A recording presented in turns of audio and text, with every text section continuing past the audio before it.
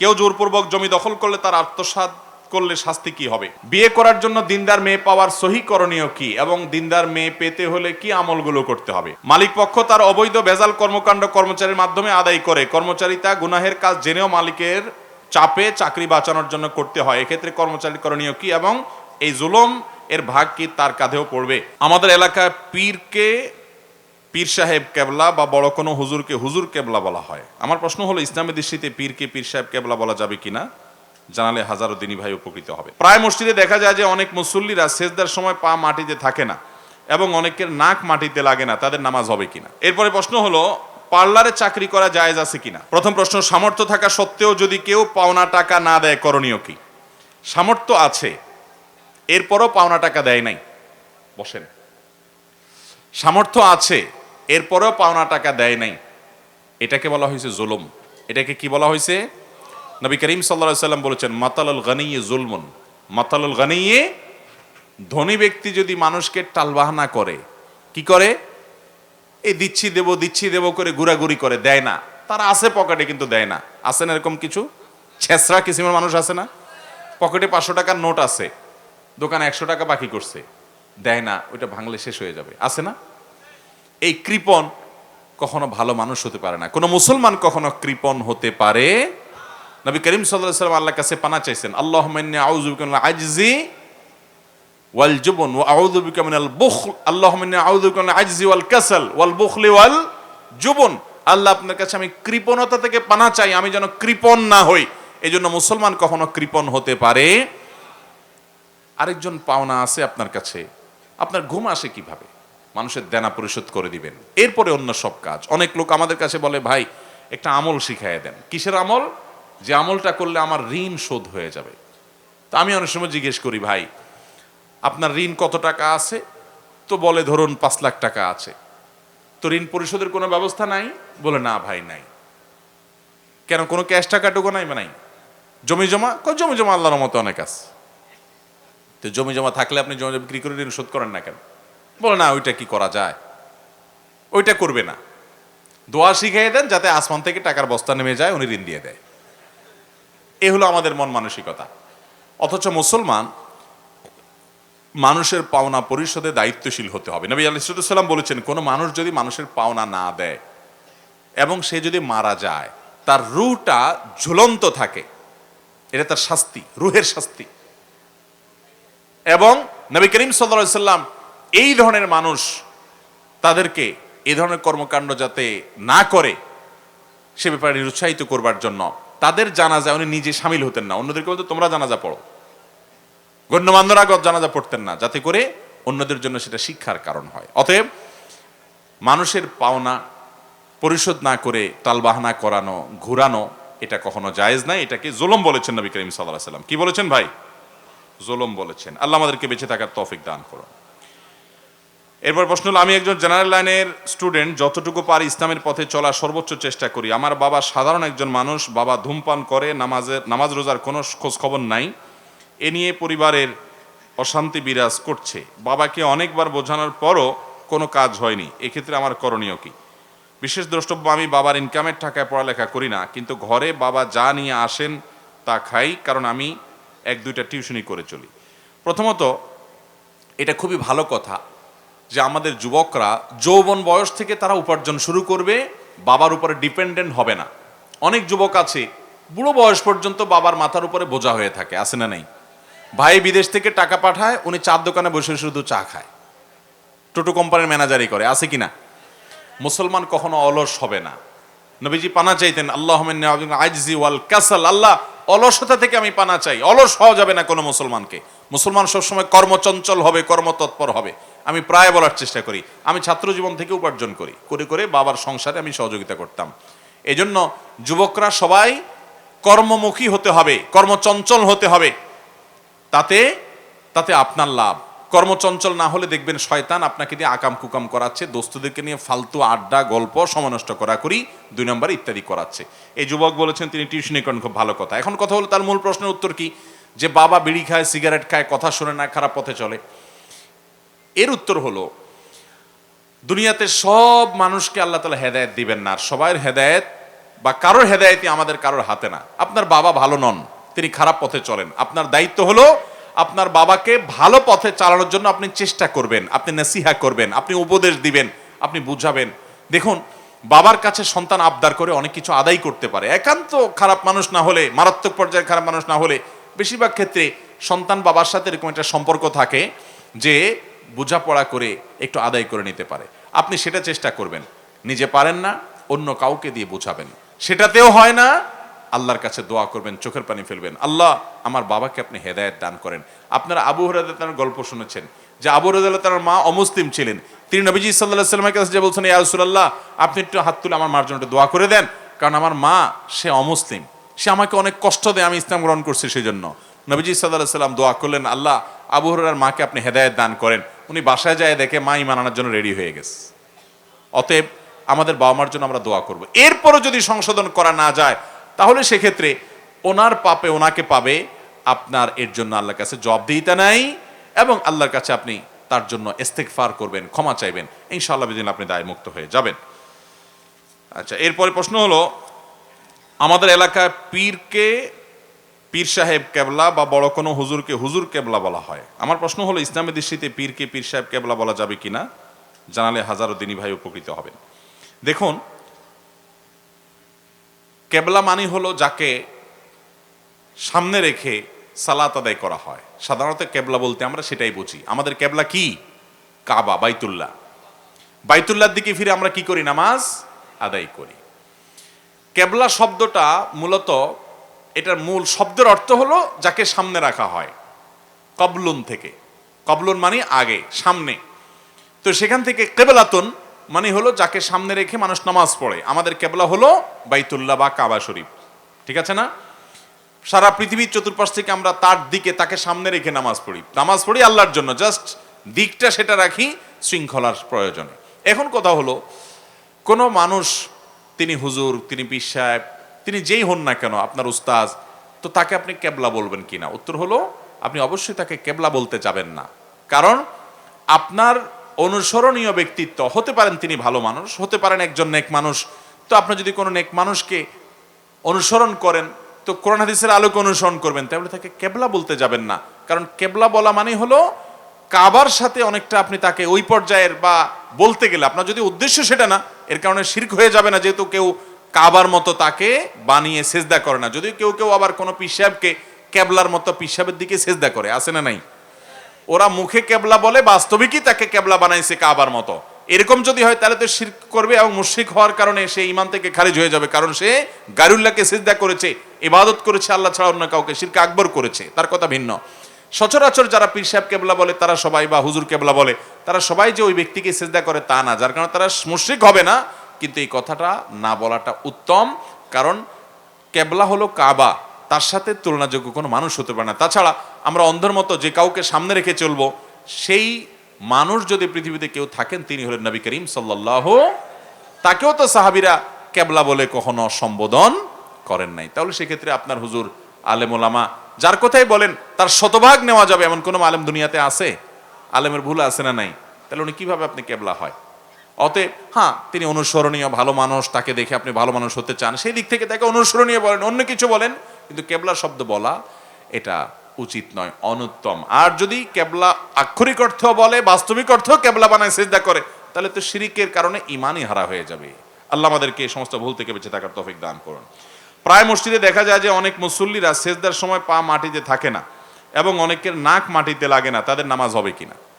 ভাইরা আমার, অনেক মুসল্লি এরকম আসলেই আছে যে 20-30 বছর ধরে নামাজ পড়তেছে, অথচ নাক কপালে লাগছে, মাটিতে লাগছে না, কপাল মাটিতে লাগছে, নাক উঠে আছে, অথবা পা উঠে আছে।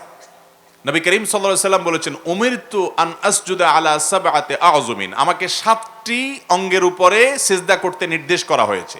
2 হাত, নাক, কপাল, 2 হাঁটু এবং 2 পায়ের পাতার আঙ্গুলগুলো, এই সবগুলোর উপর আমাকে সিজদা করতে বলা হয়েছে। এর কোনোটা যদি পুরো সিজদাতে একটুও না লাগে, আপনার নামাজ হলো না, ওয়াজিব তরক হয়ে গেল, আপনাকে সিজদা সাউ দিতে হবে। হ্যাঁ, এমন হতে পারে যে পাওটা হঠাৎ উঠে গেছে, আপনি আবার নামায় ফেলছেন, তাতে অসুবিধা নেই, কয়েক সেকেন্ডের জন্য উঠে গেছে, সেটাতে সমস্যা নাই। কিন্তু নাকি লাগান নাই পুরা সেজদাতে, আপনার নামাজই হবে না, কারণ এটা ওয়াজিব 7টি অঙ্গের উপরে কি করা? সেজদা করা। এরপরে প্রশ্ন হলো, যারা বানর থেকে মানুষের উৎপত্তির কথা বলে তাদের উদ্দেশ্যে আমাদের কি বলার থাকতে পারে?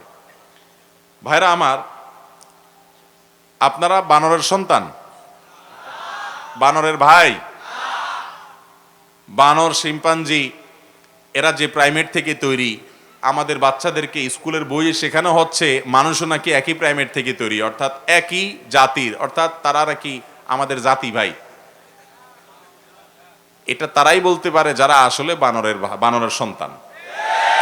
আমরা বানরের সন্তান না, আমরা মানুষের সন্তান। আপনাদের বাপ কি বানর না আদম আলাইহিস সালাম? আপনাদের বাপ হলেন আদম আলাইহিস সালামের ছেলে কাবিল আর হাবিল। কাবিল আর হাবিল তারা আপনার ভাই নাকি বানর আপনার ভাই?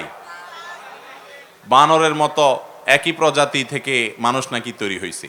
আল্লাহ তাআলা এদেরকে হেদায়েত দান করুক। এরা তৈরি হয়েছে যেটা দেখে নাই, তো বিভিন্ন গবেষণা আন্দাজে করে বাইর করছে। আচ্ছা, আমি একটা প্রশ্ন তাদের কাছে রাখি যে মানুষ, এটা আর অনেকেই প্রশ্ন তুলেছেন, মানুষ নাকি শত শত হাজার হাজার লক্ষ লক্ষ বছর আগে এ বানরের মতো একই প্রজাতির ছিল, এরপরে জলবায়ুর পরিবর্তনে আস্তে আস্তে আস্তে পরিবর্তন হইতে হইতে বানর থেকে মানুষ হয়ে গেছে।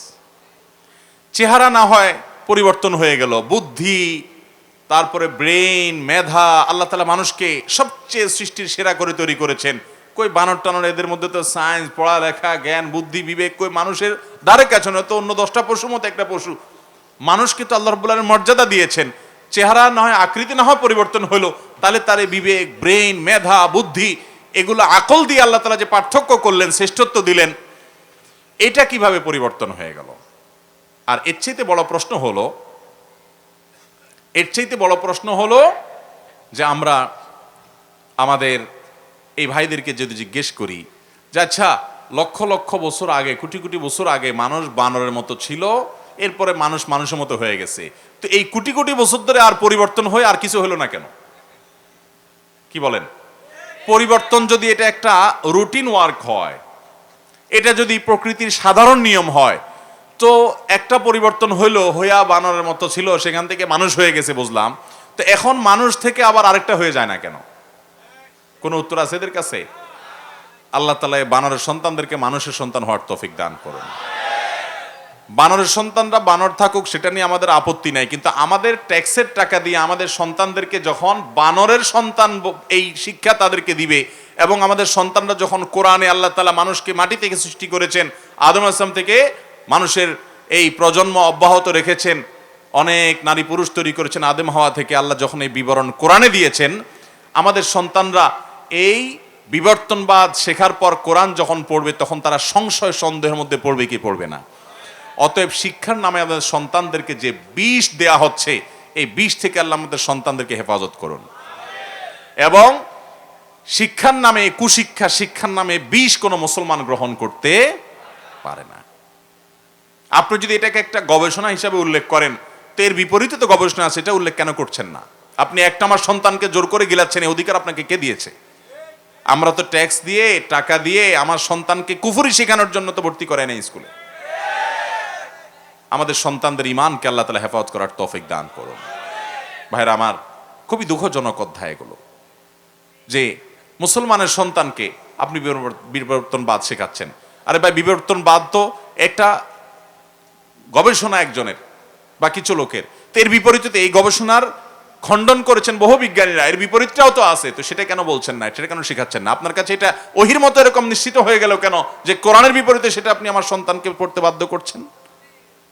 মোহতারাম হাজরিন, খুবই দুঃখজনক একটি অধ্যায় এবং খুবই কষ্টদায়ক। ছোট ছোট বাচ্চাদেরকে, উপরের ক্লাসের ছেলেদেরকে, উপর ক্লাসের শিক্ষার্থীদেরকে অন্যান্য মানুষের উৎপত্তি নিয়ে বিভিন্ন গবেষণা বলতে গিয়ে সেটা একটা মত হিসেবে উল্লেখ করা হলো, যুক্তিতর্ক পেশ করে, এটা একটা জিনিস। বাচ্চাদেরকে 6-7 বাচ্চাদেরকে একটা মত দিয়ে আপনি একেবারে চূড়ান্তভাবে ফুল স্টপ দিয়ে চলে যাচ্ছেন যে এটাই চূড়ান্ত, আপনি কিভাবে নিশ্চিত হলেন? বিজ্ঞানীদের গবেষণা পরিবর্তনশীল একটা বিষয়, একটা সংশয়পূর্ণ বিষয়, একটা ধারণা প্রসূত বিষয়, সেটাকে আপনি ওহির মতো একেবারে জাবর কেটে বাচ্চাদের বইয়ে দিয়ে দিচ্ছেন, বাচ্চারা ওটা মুখস্থ করে চলে আসবে। আপনি আপনার এই বস্তা পচা সস্তা থিওরিটা আমার সন্তানকে গিলাচ্ছেন, বাধ্য করছেন গ্রহণ করার জন্য। এই অধিকার কখনো আপনাকে আমার সংবিধান দেয় না। আল্লাহ রাব্বুল আলামিন আমাদের সন্তানদের ঈমান ধ্বংস করার জন্য নাস্তিক্যবাদের যে চক্রান্ত চলছে, এই চক্রান্তগুলো থেকে আমাদের সন্তানদেরকে বেঁচে থাকার তৌফিক দান করুন। সামান্য কিছু নাস্তিক তারা সরকারের উপরে ভর করে মুসলমানদের সন্তানদেরকে, এমনকি হিন্দু ধর্মাবলম্বীরা ওটার কখনো স্বীকার করতে পারে না, বিরুদ্ধে তারাও প্রতিবাদ করার কথা। আল্লাহ রাব্বুল আলামিন ধর্মবিদ্বেষী এই সমস্ত বিষয় আশয়গুলো পরিবর্তন করে পরিমার্জিত সংস্করণ যেন আমাদের শিক্ষার্থীদের হাতে আসে, সেই তৌফিক আমাদেরকে দান করুন। আপনারা এই বিষয়ে বিস্তারিত জানার জন্য ডক্টর মরিস বুকাইলের একটা বই আছে, সম্ভবত আখতারুল আরব নামে কেউ অনুবাদ করেছেন। এই বইটা আপনারা কিনে নিতে পারেন, যে মানুষের আদি উৎস কি ছিল। ডক্টর মরিস বুকাইলের মতো মানুষ, গবেষক এবং এরকম আরো অনেক বিজ্ঞানীদের অনেক গবেষণা আছে, সে সমস্ত বই পুস্তক পড়বেন, এ সকল ভ্রান্তি সম্পর্কে জানতে পারবেন। আমার সবচেয়ে দুঃখ লাগে যে আপনি এটা আমার সাথে আলাপ করেন, বড়দের সাথে আলাপ করেন, একটা মত হিসাবে উল্লেখ করেন, যুক্তিতর্ক আনেন, ছোট ছোট বাচ্চাদেরকে আপনি এই ফালতু জিনিস মুখস্থ করে দিচ্ছেন, বোগাস জিনিস মুখস্থ করে দিচ্ছেন। মানুষ বানর ছিল আপনার 14 দেখে আসছে, যায় আপনি দেখে আসছেন? তাহলে এটা নিছক একটা ধারণা, আপনার ধারণা গিলে দিচ্ছেন আমার সন্তানকে। আমি তো সন্তানকে এই ফালতু জিনিস শেখার জন্য স্কুলে দেইনি।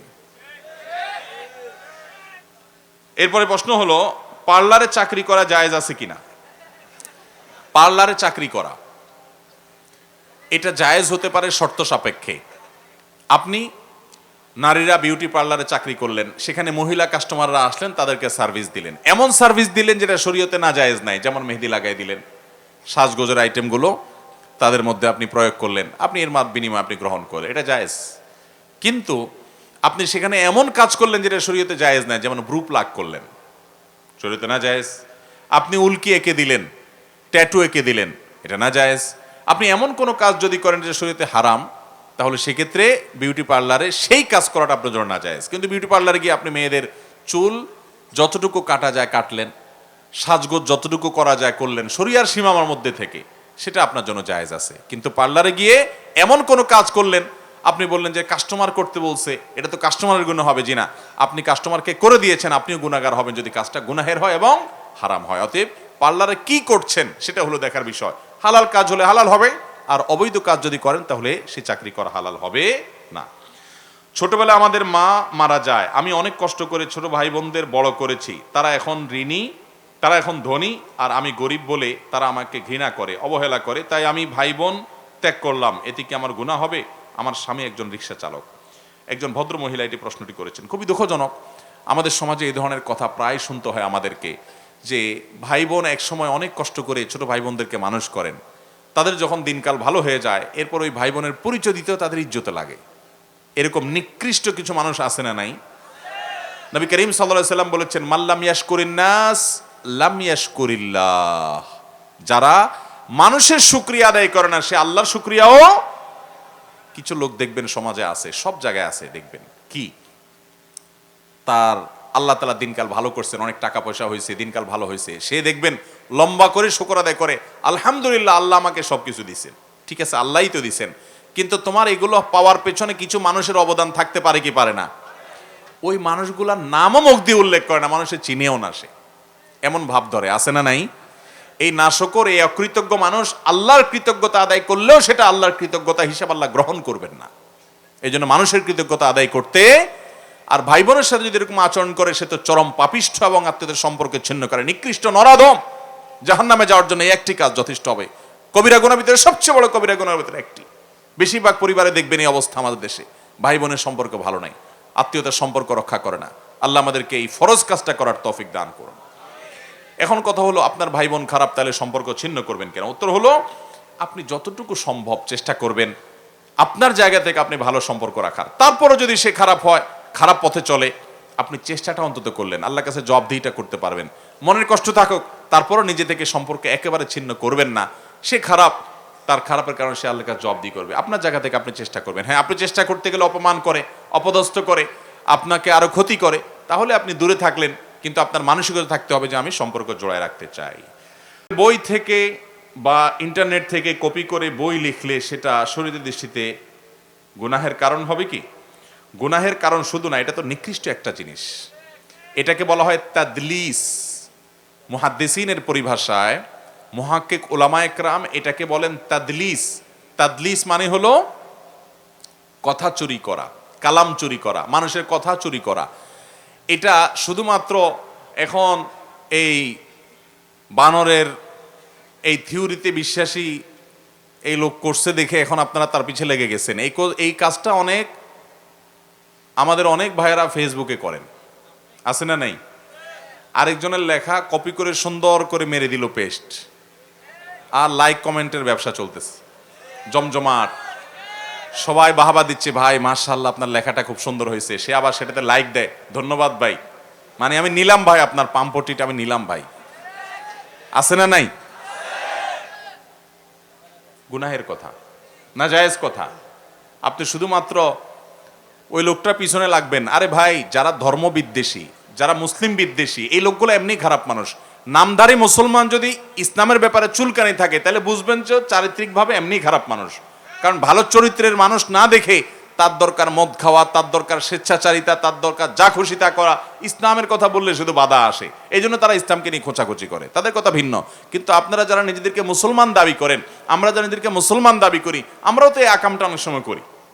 ফেসবুকে আরেকজনের লেখা কপি করে সুন্দর করে আপনার ওয়ালে পেস্ট করে মেরে দিলেন, আপনি লেখক হয়ে গেলেন। মানুষ মারহাবা দিচ্ছে, ধন্যবাদ দিচ্ছে, ভাই আপনার লেখার হাত ভালো, ধন্যবাদ ভাই। আপনি ধন্যবাদ দেওয়া মানে কি? মানে হ্যাঁ ঠিক আছে, আমি ভালো লেখক, আপনি বলছেন, আমি পামটা গ্রহণ করলাম, খুশি হলাম ভাই। অথচ আপনার উচিত লিখে দেওয়া, এটা কপি পেস্ট, অমুকের কাছ থেকে কপি করা, বা এটা লেখক যায় না কিন্তু আমি কপি করে আনছি। আমার একটা মজার কথা বলি, অনেক লেখা আমার ফেসবুকে 10 বছর আগে, 8 বছর 9 বছর আগে আমি লিখছি। সেই লেখা 8-9 বছরে বিভিন্ন জায়গায় ছড়াইতে ছড়াইতে ছড়াইতে ছড়াইতে এমন একটা পর্যায়ে চলে গেছি, 8-9 বছর পরে একই লেখা আমি আবার নতুন করে পুরান লেখাটাকে আবার পোস্ট করছি। বহু মানুষ দেখি কমেন্টে লেখে, ভাই আপনিও কপি পেস্ট মারেন। আমি তো আসমানতে নাজিল হইলাম, ভাই এই লেখা তো আমার লেখা, কপি পেস্টের কি হলো? কারণ সে এত বেশি এই লেখার চোর দেখছে, এখন চোরদেরকে সবাই মালিক মনে করে আমার চোর মনে করছে। তো ফেসবুকে ভাইরা, এটা হাসির বিষয় না, সিরিয়াস বিষয়। আমাদের অনেকে বলে কি, এটা এখানে ক্রেডিট দিতে হবে কেন, আবার ভালো কাজে আবার বাধা থাকবে কেন? ভাই, বাধার জায়গাটা বুঝতে হবে। বাধার জায়গাটা হলো, আপনি যা করেন নাই নিজের জিনিস হিসাবে সেটা আপনি প্রকাশ করছেন, এটা হলো প্রতারণা। এটা হলো কি? অতএব যদি কেউ এরকম কপি পেস্ট করে বই লেখে, তাকে বলা হয় প্রতারক। তাকে বলে কি? এই প্রতারক কখনো সন্তানদের ভালো কিছু শেখানোর মানুষ হতে পারে। এই সমস্ত ফালতু কালচার, এই সমস্ত বাজে চরিত্র আমাদের অনেক ভাইরা ফেসবুকে করেন, ইউটিউবে করেন। আল্লাহ তাআলা আমাদেরকে এই সমস্ত বদ চরিত্র থেকে বেঁচে থাকার তৌফিক দান করুন। সৎ সাহস থাকতে হবে। আরেকটা কথা বলি প্রসঙ্গত, আপনি অনলাইনে দেখলেন বুখারীতে একটা হাদিস লেখা আছে একটা হাদিস দিয়ে শেষে লিখছে বুখারী, আপনি এসে ডাইরেক্ট বলে দিলেন বুখারীতে আছে। এটা যদিও ওই পর্যায়ের না, কিন্তু এটাও এক ধরনের অসততা। আপনার উচিত বলা, আমি অমুক ওয়েবসাইটে দেখেছি যে এটা বুখারীর হাদিস। আপনি তো বুখারীতে মিলান নাই। আপনি যদি বুখারীর হাদিস ডাইরেক্ট বলতে হয়, সর্বদিক থেকে আপনি সৎ মানুষ হিসাবে, যদি এর কারণে ওই যে আগে বলছি, এর কারণে কোনো গুনাহ হবে ব্যাপারটা এরকম না, বা ডাইরেক্ট প্রতারণা হবে এরকম না, কিন্তু এটাও এক ধরনের অসততা। আপনি বুখারীর হাদিস বুখারীতে মিলাবেন, তারপরে লিখবেন। আমরা আমাদের বই পুস্তকে বা আলোচনাতে আমরা যে সমস্ত হাদিস বলি, চেষ্টা করি আমরা সব সময় যে এই হাদিসটা মূলের সাথে আমরা মিলাই অন্তত, তারপরে যেন আমি বলতে পারি হ্যাঁ এটা বুখারীর হাদিস, আমি বুখারীতে দেখেছি। আল্লাহ তাআলা আমাদের সবাইকে সব দিক থেকে ভালো মানুষ হওয়ার তৌফিক দান করুন। অতএব এই সমস্ত লেখাজোখা চুরি, তারপরে যায় আপনার এই 2 নম্বরই, এগুলো কোনো মুসলমানের চরিত্র হতে পারে না। ব্যবসায় বা দোকানদারিতে মিথ্যা কথা বলে বিক্রি করলে সে উপার্জন হালাল হবে কিনা, এই কাজ করে না এমন দোকানদার সারা দেশে যদি খোঁজা হয়, চিরুনি অভিযান চালায়া হাতে গোনা কিছু মানুষ পাওয়া যাবে। ঠিক কিনা বলেন? হাতে গোনা কিছু মানুষ। অথচ এদেশে বেশিরভাগ মানুষ নাকি মুসলমান। এদেশে নাকি বেশিরভাগ মানুষ আমরা কি মুসলমান। চরিত্র দেখেন, এই যে এতক্ষণ সেরা মানুষের কথা বলছি, আমি প্রায় সময় দেখি টেলিভিশনে বিভিন্ন লোক ধরা পড়ে, দোকানদার, যে সে আকাম করছে, ওই কুকাম করছে, 2 নম্বর জিনিস 1 নম্বর লেবেল লাগায় বিক্রি করছে, হান করছে, তান করছে, কিন্তু মাশাআল্লাহ লম্বা দাড়ি আছে, চাচার দাড়িতে আবার মেহেদি মাখানো আছে। অনেক সময় এগুলো কারসাজি হয়, মানুষকে আপনার ভালো মানুষকে খারাপ হিসাবে দেখানো হয়, অনেক সময় ষড়যন্ত্র হয়। সেটা যেমন হয়, আবার এটাও ঠিক যে দাঁড়িয়ে এরকম অনেক আকাম কুকামও করে। চাচা নামাজ পড়ে, আবার মশারির ডাল মিক্স করে, ইন্ডিয়ানটা বাংলাদেশিটা মিশায়া এরপরে বলে দেশি ডাল। এই 2 নম্বরই করে কি করে না মানুষ অনেক সময়। নবী করিম সাল্লাল্লাহু আলাইহি ওয়াসাল্লাম বলেছেন, আত-তুজ্জারুস সাদুক মা'আন নাবিয়্যিন ওয়াস সিদ্দিকিন, যারা সত্যবাদী ব্যবসায়ী এরা নবীদের সাথে এবং সিদ্দিকদের সাথে কিয়ামতের ময়দানে উঠবে, সত্যবাদীদের সাথে উঠবে। আর যারা প্রতারণা করে, নবী করিম সাল্লাল্লাহু আলাইহি ওয়াসাল্লাম একবার মদিনায় গেলেন, মদিনার বাজারে তিনি ইনভেস্টিগেশনে গেলেন যে দোকানদাররা কিভাবে দোকানদারি করছে। তিনি যাই দেখলেন একজনে খাদ্য বিক্রি করতেছে, খাদ্যের স্তূপ আছে, স্তূপের উপরে বেশ সুন্দর শুকনা খাদ্য আছে, ধরেন গম বা চাল, সুন্দর শুকনা খাদ্য আছে। উনি হাত ঢুকাইলেন ভিতরে, নবী সাল্লাল্লাহু আলাইহি সাল্লাম হাত ঢুকায় দেখলেন যে ভিতরে সব ভিজা। তখন বললেন, ব্যাপার কি? ভিজা খাদ্যের দাম তো কম, ওজন বেশি হয়, সেজন্য পানি আছে। শুকনা খাদ্য এটা ভালো, ফ্রেশ, এটার দাম তো একটু বেশি হবে, তো তুমি উপর দিয়ে শুকনা দিয়ে দিছ, ভিতরে তো সব ভিজা, কাহিনী কি? তখন লোকটা বলল যে বৃষ্টিতে ভিজে গেছে তো এই জন্য এটার উপর দিয়ে আমি শুকনাগুলা দিয়ে দিছি, ভিজাটাতে মানুষ কিনবে না বা কম দামে বিক্রি হবে। তখন নবী সাল্লাল্লাহু আলাইহি সাল্লাম বলেছেন, শুনে রাখো, মান গাশশা ফালাইসা মিন্না, যে ব্যক্তি কারোর সাথে প্রতারণা করে সে কখনো আমার উম্মত হতে, নবীজি তাকে উম্মত বলে স্বীকৃতি দেন নাই। আপনি এবার আমাদের সমাজের সাথে যদি এই ঘটনাকে মিলান, দেখবেন পটল বেচে, আলু বেচে, ফল বেচে, যেটাই বেচে মানুষ, উপর দিয়ে দেখবেন যে সুন্দর করে কি ভালো করে সাজায় রাখছে, মোটা মোটা ভালো ভালো ফলমূল আছে না নাই বলেন? তলে দিয়া সব ছোট ছোট জিনিস, কি বলেন, আছে না নাই?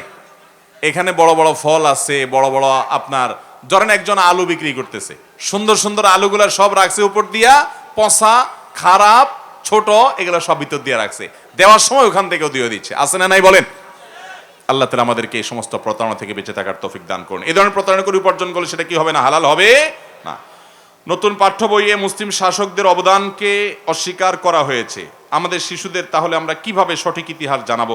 খুবই খুবই দুঃখজনক বিষয় ভাই, যে ষষ্ঠ এবং সপ্তম শ্রেণীর বইয়ে আমাদের শিক্ষার্থীদেরকে শেখানো হয়েছে যে ভারতবর্ষে যারা মুসলিম শাসক এসেছেন তারা সব দখলদার ছিলেন, লুটেরা ছিলেন, পাঠাগার ধ্বংসকারী ছিলেন, অথচ তাদের এই মিথ্যাচারগুলোর বিপরীতে বরং তাদের বহু অবদান ভারতবর্ষে ছিল।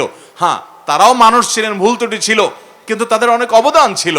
পাঠাগার ধ্বংস করার কথা যে বখতিয়ার খুলজিকে বলা হয়, এটা ঐতিহাসিকভাবে প্রমাণিত না, কিন্তু সেটাই আমার বাচ্চাকে শেখানো হচ্ছে যাতে করে মুসলমান শাসকদের ব্যাপারে আমাদের বাচ্চাদের নেগেটিভ ধারণা তৈরি হয় এবং ভারতবর্ষে মুসলমানদের যে কত অবদান আছে এটা নিয়ে যে কত বই আছে।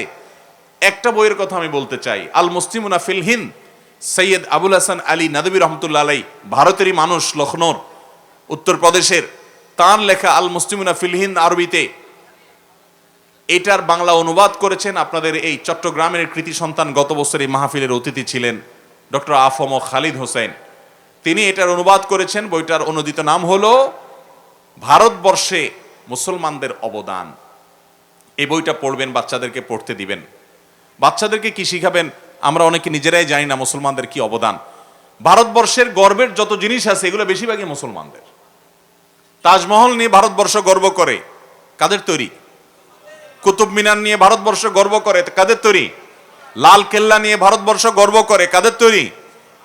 দিল্লি শাহী মসজিদ দুনিয়ার বিশ্বের পুরাতন ঐতিহ্যবাহী এবং বিশাল বড় স্থাপনাগুলোর মধ্যে থেকে একটি, দেখার মতো একটি জায়গা মুসলমানদের তৈরি। ভাইরা আমার, সতীদাহের মতো একটা জঘন্য প্রথায় ভারতবর্ষে হিন্দুদের মধ্যে প্রচলিত ছিল, ধর্মের নামে এটা প্রচলিত ছিল।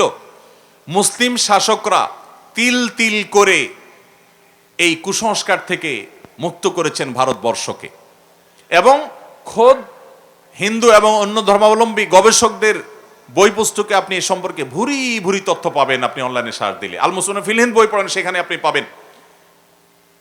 বলা হয় রাজা রামমোহন রায় তিনি সতীদাহ বিলুপ্ত করেছেন ভারতবর্ষ থেকে। সন্দেহ নাই, রাজা রামমোহন রায় তিনি অনেক বড় লেখক গবেষক ছিলেন। সতীদাহের বিরুদ্ধে তিনি অনেক সামাজিক আন্দোলন গড়ে তুলেছেন, লেখালেখা লিখেছেন। কিন্তু রাজা রামমোহন রায়ের চাইতে অনেক বেশি অবদান মুসলমানদের ছিল। রাজা রামমোহন রায়কে রাজায় উপাধিটাই দিয়েছে আরেকজন মুসলিম শাসক, দিল্লির সম্রাট দ্বিতীয় আকবর। তিনি এই রাজা নাম উপাধি দিয়েছেন, অথচ তার কোনো রাজত্ব ছিল না। এবং এই ভদ্রলোক একশ্বরবাদী ছিলেন, বহুশ্বরবাদে তিনি বিশ্বাস করতেন না। যাই হোক, তো তার অবদান তো আছেই। আওরঙ্গজেব মুসলিম শাসক, তিনি সরকারিভাবে সতীদাহকে সমূলে শেষ করেনি ভারতবর্ষ থেকে, এবং তার আগে সমস্ত মুসলিম শাসকরা কম বেশি অবদান রেখেছেন সতীদাহকে শেষ করতে। কিন্তু যেহেতু ধর্মের নামে করা হতো, সেজন্য এটাকে দূর করতে একটু সময় নিয়েছেন, যাতে করে মানুষ এটাকে ধর্মীয় কাজে হস্তক্ষেপ হিসেবে না নেয়, খারাপভাবে না নেয়। ভারতবর্ষ মুসলমানরা শাসন করেছে, তাদের লাশ এখানে দাফন হয়েছে, তারা আসছে তুরস্ক থেকে, আসছে আরব থেকে, নিজের দেশে এখান থেকে সম্পদ লুট করে ইংরেজদের মতো নিয়ে যায় নাই, তারা ভারতবর্ষকে দিয়ে গেছে। মানুষ হিসেবে ত্রুটি থাকতে পারে, কিন্তু তাদের অবদানগুলো আমাদের সন্তানদেরকে না শিখিয়ে বই পুস্তকে আমাদের সন্তানদের কাছে তাদেরকে ভিলেন হিসেবে দেখানোর ঘৃণ্য যে ষড়যন্ত্র চলছে, এতে আমাদের সন্তানরা ইসলামের প্রতি বীতশ্রদ্ধ হবে, মুসলিমদের প্রতি বীতশ্রদ্ধ হবে। ইসলামের সঠিক ইতিহাস আমাদের সন্তানদেরকে জানাতে হবে, বই পুস্তক পড়াতে হবে, এই ভুলভাল বিষয় সম্পর্কে সাবধান থাকতে হবে। আল্লাহ তাআলা আমাদের সন্তানদের ঈমান আমল যাতে ধ্বংস না হয়, তাদের ঈমান আমলকে যেন আল্লাহ তাআলা হেফাজত করেন, সেই দোয়া আমরা সবাই করি। এরপরে প্রশ্ন হলো, রমজানে সাহরি খাওয়ার সময় কি নিয়ত করতে হয়? সাহরির নিয়ত যদিও করতে হয়, তাহলে নিয়ত যদি ভুলে যায় তাহলে কি রোজা হবে? সাহরির সময় নিয়ত তো থাকতেই হবে, কিন্তু নিয়ত মানে হলো মনের ইচ্ছা। আপনি ভোর রাতে কেন ঘুম থেকে উঠছেন? সাহরি খেতে উঠছেন, তো সাহরি খাচ্ছেন কেন? রোজা রাখবেন সেজন্য, এটাই তো নিয়ত। আলাদা নিয়তের মুখে উচ্চারণ করার প্রয়োজন। নিয়ত মানে মনের ইচ্ছা। আপনি সাহরি খাচ্ছেনই তো রোজা রাখার জন্য। যদি এমন হয় যে আপনি ভোর রাতে খান নাই, ঘুম থেকে উঠে খাচ্ছেন, রোজা রাখার উদ্দেশ্য নাই, ক্ষুধা লাগছে তাই খাচ্ছেন, তাহলে সেটা বোঝা যাবে যে আপনার রোজার নিয়ত নাই। কিন্তু আপনি রাতে খেয়ে শুইছেন, আবার ভোর রাতে উঠে খাচ্ছেন, এই যে সাহরি খাওয়ার সময় আপনি ভোর রাতে উঠলেন, এটাই তো প্রমাণ করতেছে আপনি রোজা রাখবেন, সেজন্য সাহরি খাচ্ছেন। আপনার উদ্দেশ্য তো আছে রোজা রাখার, বিধায় ওই সাহরি খাওয়ার জন্য উঠেছেন, এটাই কি নিয়ত। মুখে আলাদা নিয়ত উচ্চারণ করার দরকার নাই। কোন পক্ষে জোরপূর্বক কাবিননামা আদায় করা জায়েজ আছে কিনা? কনে পক্ষ কাবিননামা বলতে তো বিবাহের লিপিবদ্ধ করা, রেজিস্ট্রি করা, তো এটা তো অবশ্যই কনে পক্ষ জোরপূর্বক ছেলে পক্ষকে বাধ্য করতেই পারে যে মুখে সাক্ষীদের সামনে বিয়ে হয়েছে, এটা লিখিত হোক, এটা অবশ্যই করতে পারে। এ জাতীয় লেনদেন লিখিত হওয়ার পরে কোরআন নির্দেশনাও আছে, বিশেষ করে আর্থিক লেনদেন, এখানে অর্থের সম্পর্ক আছে, বিধায় এটা লিপিবদ্ধ হওয়াটা বরং ভালো। এবং এ রাইট কনে পক্ষ ছেলে পক্ষ যে পক্ষেরই আছে যে না লিখিত হতে হবে, এটা করাটা এটা তাদের মন্দ কিছু নয়। কিন্তু এখানে কাবিননামা বলতে যদি মোহর বুঝায় থাকেন, হয়তো আপনি সেটা বুঝাইছেন, প্রশ্নকর্তা কি বুঝাইছেন আমি জানি না, যদি সেটা বুঝায় থাকেন তাহলে তার উত্তর শোনেন। আমাদের দেশে এখন বেশিরভাগ মেয়ের বাবারা এক বস্তা মোহরের টাকা ছাড়া তারা মেয়ে বিয়ে দিতে রাজি না। অথচ নবী সাল্লাল্লাহু আলাইহি সাল্লাম বলেছেন সবচেয়ে উত্তম মোহর হলো যে মোহরটা যত বেশি সহনশীল হয়, পরিমাণে কম হয়। ইন্না আযামান নিকাহি বারাকাতান আইসারুহা মাউনাতান, সবচেয়ে বরকতময় বিয়ে হলো যে বিয়েতে মোহর কম থাকে। এখন ছেলের বেতন 20,000, মোহর হলো 30 লাখ। আপনার যদি 30 লাখ টাকার দরকার হয়, তো ছেলে কাছে কেন মেয়ে বিয়ে দিচ্ছেন? ভাইরা আমার, ভালো করে শুনে রাখেন, বিয়ের বরকত উঠে যাচ্ছে, ঘরে ঘরে সংসারে অশান্তি, বিয়েগুলো টিকছে না, ভেঙে যাচ্ছে। এর অন্যতম একটা কারণ হলো এই মোহরের ফিগার বেশি হওয়া। বাবারা যারা, মেয়ের বাবারা যারা মোহর বেশি ধরেন, কেন ধরেন? এই জন্য ধরেন যাতে করে বিয়েটা টিকে। অনেক টাকা ছেলে কোত্থেকে দিবে, এই জন্য যাতে তালাক দিতে না পারে। আপনার ওই টাকার ফিগারে বিয়ে কখনো টিকাতে পারবে? ওই আমাদের বাপ চাচা মুরব্বীদের বিয়ের মোহর 10 টাকা, 15 টাকা, 20 টাকা ছিল, বিয়েগুলো টিকছে না টিকে নাই? আরো বেশি টিকছে। অতএব এই মোহরের পরিমাণ বেশি ধরা উচিত নয়। এখন কথা হলো, তারা যদি বেশি ধরে, তা আপনি সেটা যদি মেনে নেন তাহলে আপনাকে দিতে হবে। আপনাকে মানতে বলছি কি? আপনি তো বাধ্য না। মেয়ের বাপ যদি বলে 10 লাখের নিচে আমি রাজি না, আপনার সামর্থ্য না থাকলে বলুন ঠিক আছে তাহলে আমি নাই, আপনাকে তো কেউ বাধ্য করে নাই। এটা সাবধান থাকতে হবে। অনেক ছেলে বুঝে না, বলে যে ঠিক আছে একটা কিছু দিয়ে দেন, এরপরে ফেসে যায়। ফেসে গেলে কিন্তু আর রক্ষা। 20 লাখ টাকা মোহর ধরছে, বিয়ে হয়ে গেছে, রাজি ছিলেন তখন, এখন বুঝছেন হায় হায় রে, এটা তো ধরলে হবে না, দিতেও হবে। এখন কোত্থেকে দিবেন? এখন দিতে না পারলে বইয়ের পাও ধরে বসে থাকবেন, পাও ধরে বসে থাকবেন এবং বলবেন, মাননীয় স্ত্রী, অনুগ্রহ করে দয়া করে আপনার কাছে সবিনয় নিবেদন, আমি অধম হতভাগা স্বামী, এত টাকা পরিশোধ করার সামর্থ্য আমার নাই, আপনি আল্লাহকে খুশি করার জন্য আল্লাহর ওয়াস্তে আমাকে একটু কমায়া দেন, দরখাস্ত করবেন। ভাইরা আমার, সকালে উঠে কি হবে শুনেন, বিয়েতে মোহরের পরিমাণ যখন অযৌক্তিক পরিমাণ ধরবে, আপনি সেখানে কথা বলবেন, বিনয়ের সাথে বলবেন মুরব্বীদেরকে যে আমার তো এটা দেওয়ার সামর্থ্য নেই। বুঝতে পারছেন কথা? রাজি হয়ে গেছেন, তাহলে পরে আপনাকে দিতে হবে। কেউ জোরপূর্বক জমি দখল করলে তার আত্মসাৎ করলে শাস্তি কি হবে? দেখুন, নবী করিম সাল্লাল্লাহু আলাইহি সাল্লাম বলেছেন, কেউ যদি কারোর কোনো জমি আত্মসাৎ করে, 1 বিঘত যদি আত্মসাৎ করে, 7 তবক জমিনকে আল্লাহ তাআলা তার গলা ঝুলিয়ে দিবেন। এটা ভয়ঙ্কর শাস্তি। এই জমি কি আমরা সাথে নিয়ে যেতে পারবো? আচ্ছা, যত জমির মালিক আমরা হই না কেন, এই মালিকটা কিন্তু 20, 30, 40 বছরের জন্য। অবাক করা একটা বিষয়, আপনার বয়স 40 বছর, এখন আপনি জমি কিনলেন, আপনি বাঁচবেন হয়তো 60 বছর বা 70 বছর, তাহলে 30 বছর আপনি মালিক, এরপরে অন্য কারোর হাতে চলে যাবে। তো এইটার জন্য আপনি কেন আত্মসাৎ করছেন, কেন আপনি অন্যায় করছেন? এর জন্য আপনাকে সাতবক জমিন ঝুলিয়ে যখন শাস্তি দেওয়া হবে, তখন চোখের পানি ফেলবেন। আল্লাহ তাআলা আমাদেরকে এই গুনাহ ভয়াবহ আযাব থেকে বেঁচে থাকার তৌফিক দান করুন। ভাই ভাইয়ের জমি মেরে দিচ্ছে, আশপাশে জমি ঠেলাঠেলি করছে, এগুলো ঠিক না, এগুলো হারাম। বিয়ে করার জন্য দিনদার মেয়ে পাওয়ার সহি করণীয় কি, এবং দিনদার মেয়ে পেতে হলে কি আমলগুলো করতে হবে? দিনদার মেয়ে পাওয়ার জন্য আপনার নিজেকে দিনদার ছেলে হতে হবে। কি হতে হবে আপনাকে? দিনদার কি হতে হবে বলেন? ছেলে হতে হবে। আজকাল অনেক ছেলেরা আছে দুনিয়ার ইটিস পিটিস যা আছে সব করবে, কিন্তু মেয়েটা চায় কি? শুধু দিনদার নাকি? 10টার সাথে সম্পর্ক করবে, আর মাদ্রাসার মহিলা মাদ্রাসার প্রিন্সিপাল সাহেবরা এসে চাটা খাওয়া বলবো, হুজুর একটা ভালো মেয়ে দেখেন আমার জন্য। ওইদিকে ইটিস পিটিস করছে অন্য মেয়েদের সাথে। মেয়েরা তো বোঝে না এই প্রেমের নামে চিটারি চলতেছে, ঠিক কিনা বলেন? আল্লাহ তাআলা আমাদেরকে বুঝার তৌফিক দান করুন।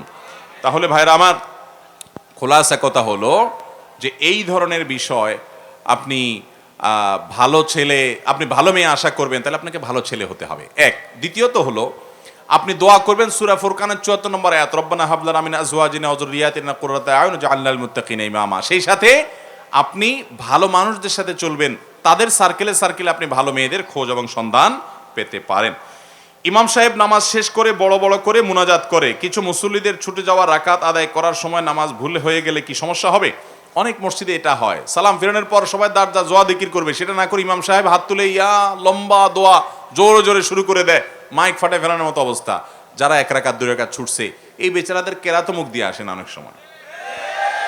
এটা কোন অবস্থাতে করা উচিত না। ইমাম সাহেবকে বোঝাতে হবে যে আপনার আল্লাহর কাছে দোয়া করতে মনে চাইছে, আপনি করেন, কিন্তু আপনার দোয়ার আওয়াজের চোটে আরেকজনের নামাজে কেরাত ভুলে যাবে, রাকাত ভুলে যাবে, মনোযোগ নষ্ট হবে, এটা কখনো সঠিক কাজ হতে পারে না। মালিক পক্ষ তার অবৈধ ভেজাল কর্মকাণ্ড কর্মচারীর মাধ্যমে আদায় করে, কর্মচারী তা গুনাহের কাজ জেনেও মালিকের চাপে চাকরি বাঁচানোর জন্য করতে হয়, এক্ষেত্রে কর্মচারীর করণীয় কি, এবং এই জুলুম এর ভাগ কি তার কাঁধেও পড়বে? মালিক বলে দেখে আপনি অন্যায় করবেন, এত সহজ না। আপনার মালিক যদি আপনাকে অন্যায় কাজ করতে বলে, আপনি সে চাকরি ছেড়ে দিবেন, আপনি কষ্ট করবেন, তবু অন্যায়ের কাছে মাথা নত করবেন। যদি তা না করেন, আপনিও গুনাহগার হবেন, কারণ আল্লাহ বলেছেন ওয়ালা তাআওয়ানু আল ইসমি ওয়াল উদওয়ান, তোমরা পাপ এবং সীমালঙ্ঘনের কাজে একে অন্যের সহযোগিতা করবা না, বিধায় আপনি সহযোগী হতে যাবেন না। বাড়ি নির্মাণের জন্য জমাকৃত টাকার উপর যাকাতের বিধান কি জানতে চাই।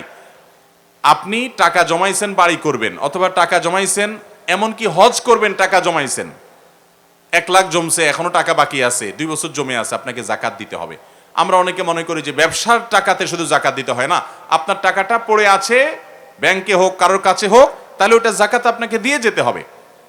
টাকাটা যাকাতটা টাকার উপরে আসে, এটাকে জরিমানা মনে করবেন না। আপনি টাকা ব্যাংকে রাখছেন, সেই ব্যাংকে যে রাখছেন তার জন্য প্রসেসিং ফি ব্যাংক প্রতি বছর কাটে কি কাটে না? প্রসেসিং ফি কাটে, তো খরচ আছে।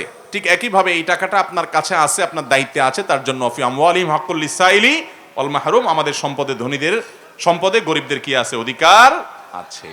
আল্লাহ তাআলা আমাদেরকে বুঝার তৌফিক দান করুন। ভাই আর অনেক প্রশ্ন আছে দেখা যায়, কিন্তু কয়টা বাজে? আরে আর নেওয়া যাবে না, আর নেওয়া যাবে না। এই প্রশ্নগুলো আমি নিয়ে যাই, কালকে কক্সবাজারে মাহফিল আছে, আমরা ইনশাআল্লাহ সেখানে উত্তর দেওয়ার চেষ্টা করব। আল্লাহ তাআলা তৌফিক দান করুন। অনেকগুলো উত্তর আমরা দিয়েছি ভাই, প্রশ্ন উত্তরে চলে যাই, এগুলো একটু গোছায় রাখেন, আমি নিয়ে যাব। আপনাদের প্রশ্ন যেগুলো উত্তর দেওয়ার মতো সবগুলো আমরা নিয়ে যাচ্ছি, একটাও ফেলবেন না মেহরবানি করে। কালকে কক্সবাজার মাহফিলে ইনশাআল্লাহ লাইভ হবে, সেখানে আপনারা দেখার চেষ্টা করবেন। আচ্ছা, আপনারা প্রশ্ন উত্তর দেওয়ার জন্য রেডি তো? আচ্ছা, নিয়ম বুঝেন, প্রশ্নের উত্তর মুখে বলা যাবে না। যারা উত্তর জানবেন, উত্তর দিতে পারবেন, কনফিডেন্ট আছে, তারা শুধু হাত তুলবেন। যার হাতটা আগে উঠবে তাকে আমরা প্রশ্নের উত্তর দিতে বলবো। মুরব্বীদের মধ্যে আপনারা কেউ একজন হাত চুজ করবেন, আপনারা যাকে বলবেন সে উত্তর দিবে। কে বলবেন চুজ করবেন? কে বলেন? কই? হ্যাঁ, স্পিকার দেওয়া যাবে না? স্পিকার লাগবে না, এখান থেকে জোরে কথা বললে হয়ে যাবে। কিসের উপর হাত তুলছেন আপনারা? প্রশ্নই তো করি নাই এখনো। ও আচ্ছা, একটা প্রশ্ন তো আউট করে ধুয়ে দিছি, আচ্ছা ঠিক আছে, ওই প্রশ্নটাই আমি দিয়ে শুরু করতেছি। প্রথম পুরস্কার, বড় পুরস্কারটা সেটাই দেব আমরা। সেরা 11, নবীজির চোখে সেরা 11 শ্রেণী মানুষ, সেরা মানুষ, শ্রেষ্ঠ মানুষ বলেছি। 11 শ্রেণীর 11টাই মুখস্থ এমন কেউ আছেন? আচ্ছা, এই যুবক অনেকক্ষণ থেকে দিলছে, দেখি 11টাই বলতে পারবেন? আচ্ছা নামান, দাঁড়ান, বলেন। হ্যাঁ, মাইক দেন ওনাকে। আসসালামু আলাইকুম। ওয়ালাইকুম আসসালাম। নবী সাল্লাল্লাহু আলাইহি সাল্লামের নিকট শ্রেষ্ঠ মানুষের গুণ 11টি। 1, যে কোরআন শিখে এবং অন্যকে শেখায়। 2, যে যার আচরণ আখলাক যত বেশি ভালো। 3, যে ঋণ নিয়ে পরিশোধ করার সময় ভদ্র ভাষা ব্যবহার করে। 4, ভদ্র ভাষায় না, মানে ঠিক মতো দেয় আর কি, যে ঠিকমতো দেয়। ওয়াদা রক্ষা করে।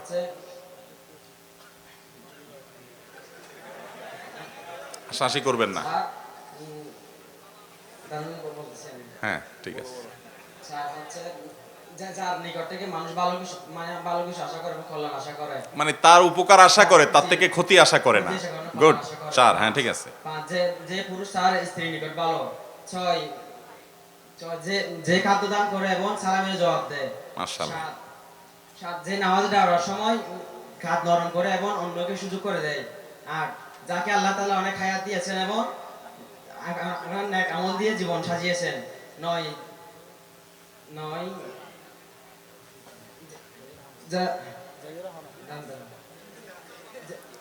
যে মানুষের খুঁজে খুঁজে উপকার করে। 10, মাশাআল্লাহ। যার বন্ধু এবং প্রতিবেশী যাকে ভালো বলে উত্তম আচরণ। যার 11 যার অন্তরটা নরম এবং যে যখন কথা বলে সত্য কথা বলে। মাশাআল্লাহ, মাশাআল্লাহ, নারায়ে তাকবীর, নারায়ে তাকবীর, মাশাআল্লাহ। আসো যুবক, আসো। তোমার শুধু বই পুরস্কার দিলে কম হয়ে যাবে, দেখি পয়সা কড়ি আছে কিনা আমার পকেটে। হ্যাঁ, অটোগ্রাফও দিতে হবে ওকে। মাশাআল্লাহ, মাশাআল্লাহ।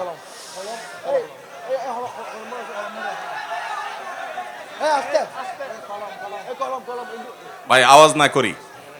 এই যুবককে নগদ 500 টাকা পুরস্কার, আর আমি একটা অটোগ্রাফ। কি নাম তোমার?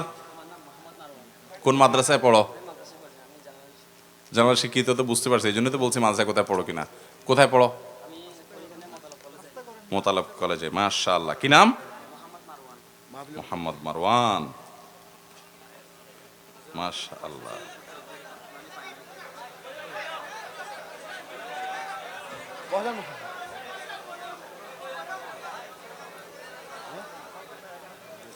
এই নাও। মাশাআল্লাহ, মাশাআল্লাহ। ধরো। জাযাকুমুল্লাহ খাইর। বলো, প্রশ্ন বলো তোমার।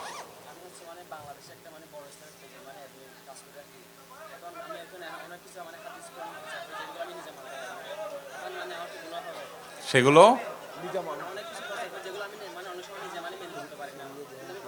না, গুনাহ হবে না। তুমি ওটা মানার চেষ্টা করবা, প্রচারও করবা, দুইটা একসাথে করবা, অসুবিধা হবে না, গুনাহ হবে না ইনশাআল্লাহ। ঠিক আছে। ওয়ালাইকুম আসসালাম।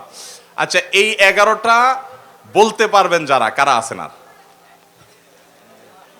তাহলে তো অনেক হিরো আছে দেখা যায় এখানে। মাশাআল্লাহ, মাশাআল্লাহ। তো এত হিরোরে কোত্থেকে পুরস্কার দেবো আমি? আচ্ছা, তাহলে প্রশ্ন চেঞ্জ করি আমরা, প্রশ্ন চেঞ্জ করি। হ্যাঁ, ওই প্রশ্নগুলো একটু দেন তো, ওই যে ওইগুলা একটু কষ্ট করে দেন তো। দাঁড়ায়েন না ভাই, একটু বসেন, একটু বসেন, একটু শৃঙ্খলা বজায় রাখেন, সুন্দর দেখা যাবে ইনশাআল্লাহ। ভাইরা আমার, আমি উত্তম আচরণ, মানুষের ব্যবহার, আচরণ, মানুষের ম্যানার্স, ভদ্রতা, এটার ফজিলত বর্ণনা করতে গিয়ে অনেকগুলো হাদিস বলেছি। তার যে কোনো একটা হাদিস বলতে হবে। এই যুবক আগে হাত তুলছে, দাঁড়ান, বলেন দেখি। আসসালামু আলাইকুম। ওয়ালাইকুম আসসালাম। আহমদ। হ্যাঁ, আহমদ। না, হাদিস বলতে হবে। আমি উত্তম আচরণের ফজিলত বলেছি, যে মানুষের ব্যবহার আচরণ ভালো হলে তার মর্যাদা কি। আপনি রিকশাওয়ালার সাথে ভালো ব্যবহার করবেন, রাস্তাঘাটের সবার সাথে ভালো ব্যবহার করবেন, একজন দুর্বল মানুষের সাথেও ভালো ব্যবহার করবেন, একজন ভিখারির সাথেও ভালো ব্যবহার করবেন। এই যে ভালো আচরণ মানুষের থাকে, এটার মর্যাদাটা কি হাদিসের আলোকে। আমি অনেকগুলো হাদিস বলছি, একটা হাদিস বলতে হবে। আচ্ছা, আপনি না পারলে হ্যাঁ, ওই যুবক বলেন। আসসালামু আলাইকুম ওয়া রাহমাতুল্লাহ। ওয়ালাইকুম আসসালাম। এটা কি বাংলা বললে হবে? হ্যাঁ, বাংলা বললেই হবে। আল্লাহ তাআলার নিকট সবচেয়ে পছন্দ ব্যক্তি ওই যাহার হাত ও মুখ হইতে অপর মুসলমান নিরাপদ থাকে। হাদিসটা সঠিক, কিন্তু আমি এটা বলি নাই। আচ্ছা এই যে ভাই লালিয়ালা দাঁড়ান। হ্যাঁ, আসসালামু আলাইকুম। ওয়ালাইকুম আপনি আসসালাম। বলেছেন সেখান থেকে একটা হচ্ছে যেটা আমল না না না না, অসুবিধা নেই, চেষ্টা মিজানের করুন। পাল্লাকে বাড়ি করে দেয়। কোনটা? যাদের আখলাক ভালো তাদের একটা আল্লাহ পুরস্কার দিবেন। হাদিসের মধ্যে দুইটা ব্যক্তি যাদের চরিত্র দুই হাদিস রে মিলাই ফেলছেন আপনি, দুই হাদিসকে মিলাই ফেলছেন, যে কোনো একটা হাদিস বলতে হবে। আচ্ছা দেন, এই যুবকরা দেন। হ্যাঁ বলো, আপনার অনেকটা হয়ে গেছে, দেখি। আসসালামু আলাইকুম। ওয়ালাইকুম আসসালাম। আল্লাহর নিকট ওই ব্যক্তি সবচেয়ে উত্তম যার চরিত্র উত্তম, আখলাক উত্তম। এটার বাইরে, এটা তো নাম্বারিং এর মধ্যে আছে। আমি এইটার ব্যাখ্যা করতে গিয়ে অনেকগুলো হাদিস বলছি। ওই যে পিছনের ভাইকে দেন। হ্যাঁ ওই যে ভাই, হ্যাঁ দেন দেন, বিসমিল্লাহ। চালু চালু। আসসালামু আলাইকুম শেখ। ওয়ালাইকুম আসসালাম। সহিহ বুখারীর হাদিস হচ্ছে যে ব্যক্তি নিজে কোরআন শিখবে এবং অন্যকে শিক্ষা দিবে সে হচ্ছে আল্লাহর নিকট সবচেয়ে শ্রেষ্ঠ। হ্যাঁ, এই একবার না চান্স নিছেন আপনি? না না, একবার চান্স নিছেন তো। এই যে এরে দেন, এই ভাইকে দেন। হ্যাঁ এই ভাইকে দেন। হ্যাঁ বলেন, আস্তে আস্তে ভাই, আওয়াজ করেন না। আরবিতে বলবো। মাদ্রাসা পড়েন ভাই। আমাদের এই প্রশ্নের উত্তরে মাদ্রাসার ছাত্রদের অংশগ্রহণের সুযোগ নাই। আচ্ছা সে দাঁড়াইছে, বলুক, থাক। হ্যাঁ মান তালা উমরুহু ওয়া হাসুনা আমালুহু। তাও হইল না। বলেন, মাইক লাগবে না, ডাইরেক্ট বলেন।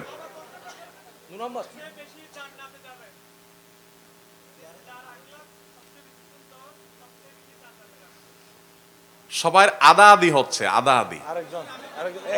আস্তে ভাই, আওয়াজ করেন না। হ্যাঁ ওই ভাই। আমি প্রশ্নটা আবার রিপিট করি, প্রশ্নটা আবার একটু বুঝাই দেই ভাই।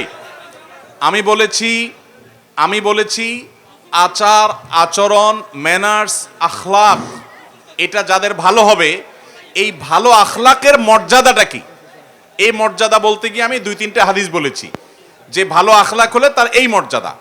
বলেন। আসসালামু আলাইকুম। ওয়ালাইকুম আসসালাম। রাসূলুল্লাহ সাল্লাল্লাহু আলাইহি ওয়াসাল্লাম বলেছেন ওই ব্যক্তি সবচেয়ে উত্তম যে তার স্ত্রী এবং পরিবারের কাছে ভালো ব্যবহার করে এবং তার কাছে ওই সে প্রশ্নের উত্তর আমি দেবো, আর কারোর দ্বারা হয় নাই। আমি দিচ্ছি এবার পুরস্কার। আমাকে উল্টা দিতে হবে, সবাই 10 টাকা করে তোলেন চান্দা। তার মিজানের পাল্লা বাড়ি হবে। আচ্ছা আচ্ছা, এই প্রশ্ন বাদ, এটার উত্তর আমি বলি, শুনেন। আমি 2টা হাদিসের অর্ধেক অর্ধেক করে আপনারা অনেকে বলেছেন, আমি দুটোটা হাদিস পরিপূর্ণভাবে আবার বলছি, আপনারা এবার মনোযোগ দিয়ে শুনেন। একটা হাদিস হলো, নবী করিম সাল্লাল্লাহু আলাইহি সাল্লামকে জিজ্ঞাসা করা হয়েছে, সুইলা আন আকসারি মা ইউদখিলুন নাসা আল জান্নাহ, মানুষকে জান্নাতে নিয়ে যায় সবচেয়ে বেশি কোন কাজে? নবীজি সাল্লাল্লাহু আলাইহি সাল্লাম বলেছেন 2 কাজে মানুষকে সবচেয়ে বেশি জান্নাতে নিয়ে যায়। তার একটা হলো তাকওয়া, আল্লাহ ভীতি, আল্লাহর ভয়ে ফরজ কাজ করবে, হারাম কাজ থেকে বেঁচে থাকবে। এই তাকওয়া, আল্লাহর ভয়, আল্লাহ ভীরুতা, এই গুণটা মানুষকে সবচেয়ে বেশি জান্নাতে নিবে। আরেকটা হলো হুসনুল খুলুক, মানুষের সুন্দর আচরণ, এটা মানুষকে সবচেয়ে বেশি জান্নাতে নিবে। এটা হলো একটা হাদিস। আরেকটা হাদিস বলেছি, কিয়ামতের ময়দানে মিজানের পাল্লায় যত নেক আমল উঠবে, যত ভালো কাজ আল্লাহ তাআলা বান্দার পরিমাপ করবেন, আমাদের যত ভালো কাজ আছে এর মধ্যে সবচেয়ে ভারী হবে, যে পরিমাণে অল্প কিন্তু ওয়েটফুল হবে মিজানের পাল্লায়, এইরকম আমলগুলোর ভিতরে অন্যতম একটা হলো সুন্দর আচরণ, মানুষের আখলাক, যে কারোর ব্যবহার খারাপ হয় না যার, এই লোকটা কারোর সাথে ব্যবহার খারাপ করে না যার, এই লোকটার এই ব্যবহার ভালো, এই গুণটা মিজানের পাল্লা সবচাইতে ভারী হবে। পুরস্কার তো এখন আমাকে দিতে হবে, কি দিবেন বলেন? হ্যাঁ আচ্ছা, এবার আরেক প্রশ্ন, রেডি নি সব? তো বেগুন বইন না, তিয়া গেল বনি, বইন বইন ভাই, বসেন বসেন বসেন। এ ভাই বসে যান। দাঁড়াইলে ওদের কাছ থেকে প্রশ্ন নেবেন না বলে দিন। হ্যাঁ দাঁড়ায়েন না, দিয়ে এলে প্রশ্ন নিব না, বসেন বসেন, উত্তর নেব না। ভাই আমি একটা প্রশ্নের উত্তর দিতে গিয়ে বলেছিলাম এই প্রশ্ন যে পারবে সে দ্বিতীয় বড় পুরস্কার পাবে, কারণ প্রশ্নটা একটু কঠিন। প্রশ্নের উত্তর দিতে গিয়ে বলেছিলাম, এক ভাই প্রশ্ন করেছেন যে প্রায় মসজিদে দেখা যায় অনেক মুসল্লির সেজদার সময় পা মাটিতে থাকে না এবং নাক মাটিতে লাগে না, তাদের নামাজ হবে কিনা, এটা একজনের প্রশ্ন করেছেন। এর উত্তর দিতে গিয়ে আমি বলেছি নবী সাল্লাল্লাহু আলাইহি সাল্লামের একটা হাদিস, সেই হাদিসটা যিনি বলতে পারবেন হাত তুলবেন। মাদ্রাসার ছাত্ররা যারা মাদ্রাসায় পড়েন তারা হাত তুলবেন না। আপনাদের অন্য ক্যাটাগরিতে পুরস্কার দিতে পারবো আমি, আছে আমার কাছে পুরস্কার। হ্যাঁ এ মাদ্রাসার ছাত্র না? দাঁড়ান, আচ্ছা দাঁড়ান দেখি। আসসালামু আলাইকুম। ওয়ালাইকুম আসসালাম। রাসূল সাল্লাল্লাহু আলাইহি ওয়াসাল্লাম বলেছেন সিজদা দেওয়ার সময় 7টি অঙ্গ মাটির সাথে লাগতে হবে। 7টি অঙ্গের উপরে সেজদা দেওয়ার জন্য আল্লাহ আমাকে নির্দেশ দিয়েছেন। হ্যাঁ, কপাল আর নাক একটি, দুই হাতের তালু দুইটি, দুই পায়ের হাঁটু তিনটি, দুই পায়ের কেমনে 3টি হলো? 5টি, আচ্ছা হ্যাঁ, তারপর দুই পায়ের আঙ্গুল উঁচা করে মাটির উপরে ফ্লোরের উপরে তুলে রাখতে হবে। জি 7 মাটির সাথে লাগতে হবে। আচ্ছা মাশাআল্লাহ, আবার বলেন। 7টা অঙ্গ শুধু বলেন, অঙ্গগুলো শুধু বলেন, সংখ্যা বলা লাগবে না। নাক আর কপাল, হাতের তালু, তারপর পায়ের হাঁটু, তারপর পায়ের আঙ্গুল মাটির সাথে লাগতে হবে। আর কোনই লাগবে না? না। আচ্ছা ঠিক আছে, মাশাআল্লাহ, আসেন, উত্তর সঠিক। মাশাআল্লাহ মাশাআল্লাহ। কি নাম আপনার?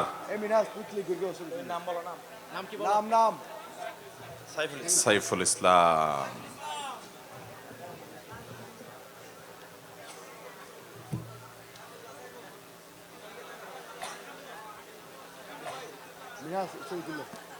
মাশাআল্লাহ মাশাআল্লাহ, জাযাকুমুল্লাহ খাইর, বারাকাল্লাহ ফিক। ভাই সাইফুল ইসলামকে ডক্টর খন্দকার আব্দুল্লাহ জাহাঙ্গীর রহমাল্লাহ রচিত রাহে বেলায়েত বইটি উপহার দেওয়া হলো। মাশাআল্লাহ, ওয়ালাইকুম আসসালাম। আচ্ছা ভাই, এরপরের প্রশ্ন,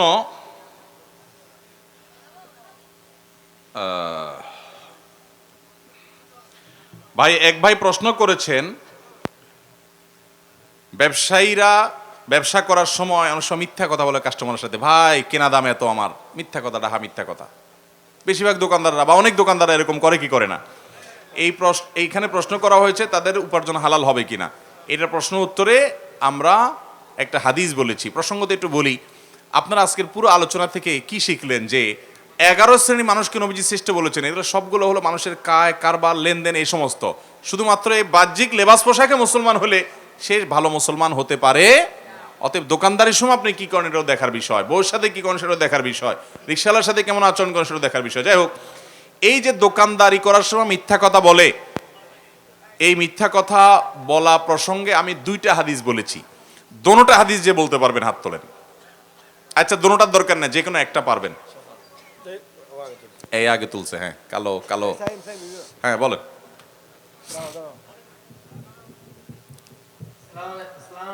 ওয়ালাইকুম আসসালাম। বিশ্বনবী হাদিসটি বলেন বলেন।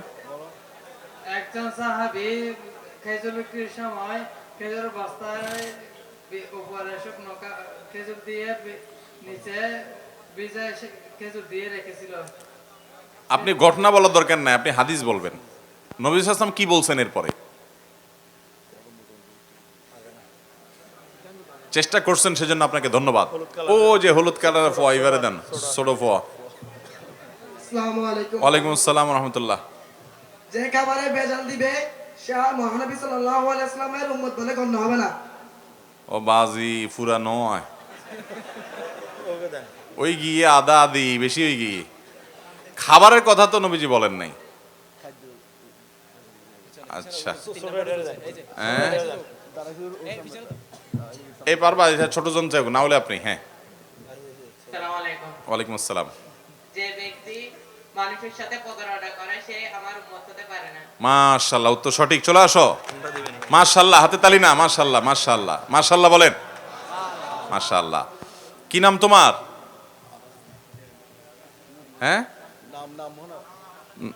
না, এটা না দিয়া ওরে, ছোট মানুষ তো।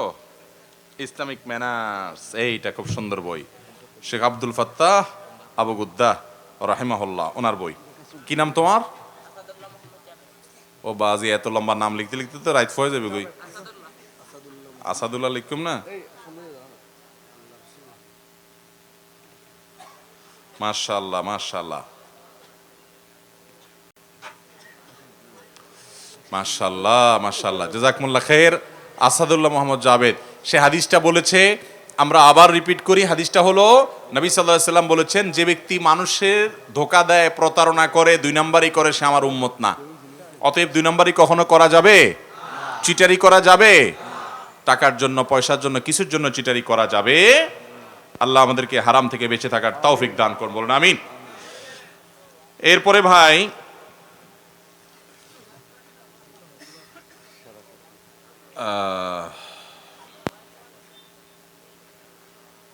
আর কি প্রশ্ন করব? আচ্ছা, আর 2টা প্রশ্ন করব, এর উপরে পুরস্কার অন্য ক্যাটাগরিতে চলে যাব, প্রশ্নের বাইরে। ঠিক আছে? যারা মানুষের জমি জোরপূর্বক দখল করে, জমি আত্মসাৎ করে, তাদের কি শাস্তি হবে হাদিসে বলছিলাম। ওই ভাই আগে দিছে, একদম আগে। হ্যাঁ, দাঁড়িয়ালা ভাই বলেন বলেন। আসসালামু আলাইকুম ওয়া রাহমাতুল্লাহ। ওয়ালাইকুম আসসালাম ওয়া রাহমাতুল্লাহ। স্বার্থভোগ জমিন তার গলার সাথে ঝুলিয়ে দেওয়া হবে। আল্লাহু আকবার। আল্লাহ তাআলা আমাদেরকে এই ভয়াবহ অপরাধ থেকে বেঁচে থাকার তৌফিক দান করুন। উত্তর সঠিক। চলে আসেন চলে আসেন চলে আসেন। আর অটোগ্রাফ দরকার নেই, এমনি দিয়ে দেন, এমনি দিয়ে দেন। ওনাকে এটা দেন না, এটা না দিয়ে এইটা দেন। হ্যাঁ, এটা সালাত যখন খুশবু ছড়ায়, এই বইটি লাইফ উইথ আল্লাহ টিম, ভাষান্তর ফারহাদ খান নাইম, এই বইটি ওনাকে উপহার দেওয়া হলো। মাশাআল্লাহ, সব দামি দামি বই, সুন্দর সুন্দর বই, মাশাআল্লাহ, জাযাকুমুল্লাহ খায়ের। ও বাজি, টিপসই দেওয়া পড়িব না?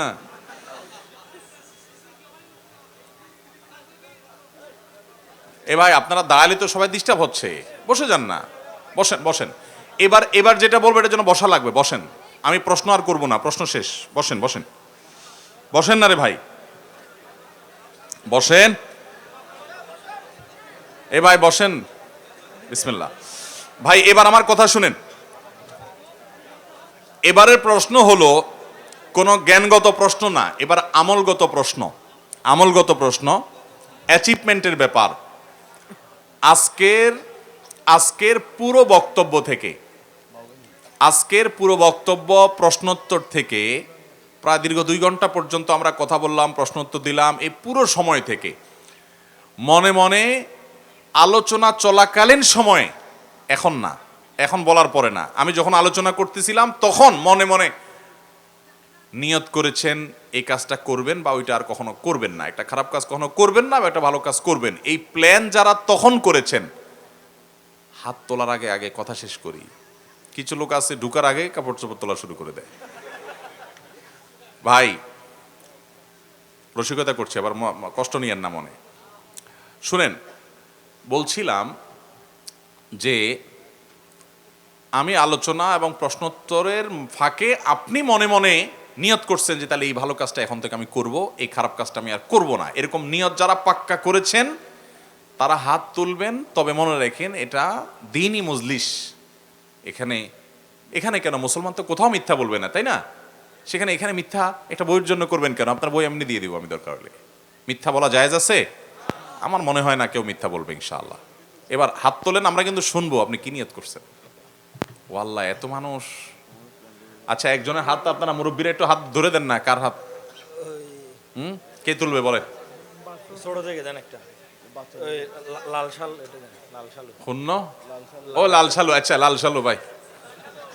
হ্যাঁ বলো। আসসালামু আলাইকুম। ওয়ালাইকুম আসসালাম। হুজুর, আমি নিয়ত করছি আজকে থেকে কাস্টমারের সাথে আর মিথ্যা কথা বলবো না। তুই কি দোয়ানদারি করো না? জি হুজুর। কি দোয়ানদারি? পার্সের দোকান। মোটর পার্টসের দোকান? তার মানে এতদিন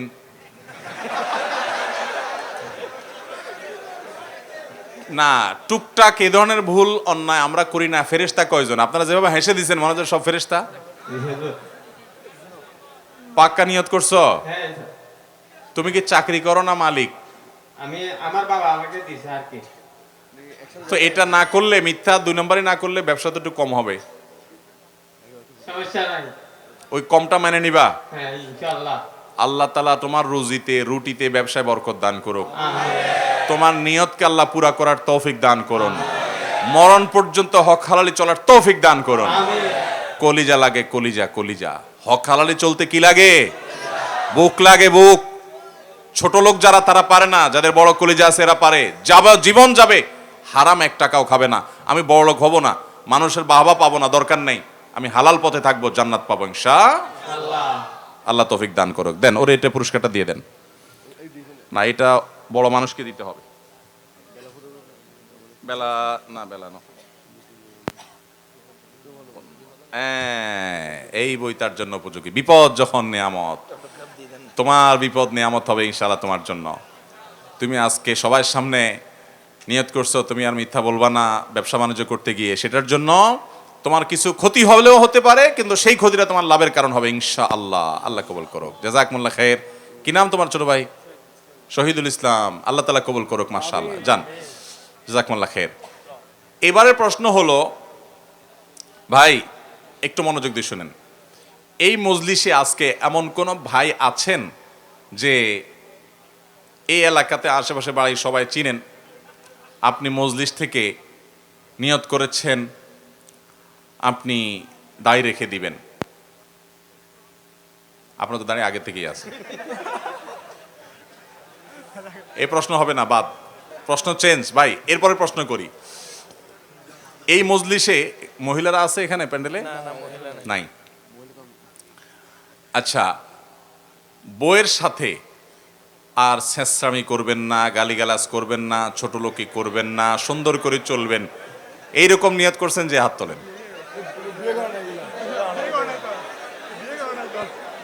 না, আবিয়াইতেরা হাত তোলে কেন? আচ্ছা, এটাও বাদ, এটাও বাদ। আজকে শুনেন, শুনেন, আজকে আজকে এই মজলিসে যারা আছে এদের মধ্যে যাদের বয়স 15-র ভিতরে, 2 জনকে আমি পুরস্কার দেব। 15-র ভিতরে বয়স, আজকে ফজরের নামাজ জামাতের সাথে পড়ছে এবং এই মজলিসেই সাক্ষী আছে।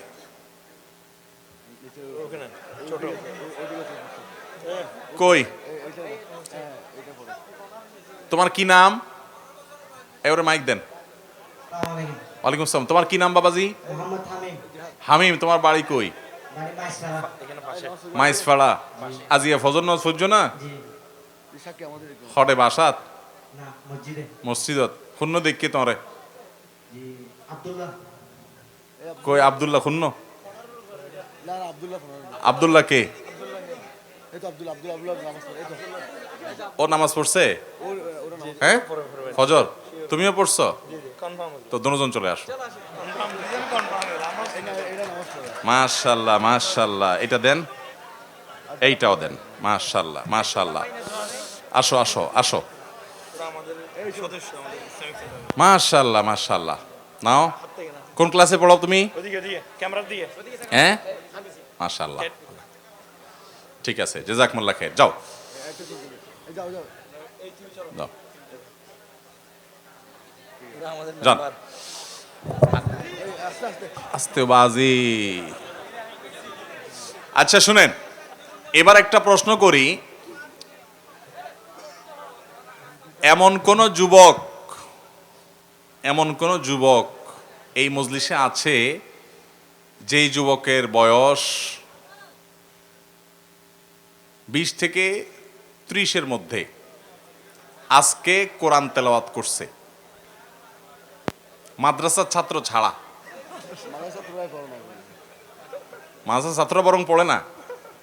না না, হাফেজরা তো পড়ে।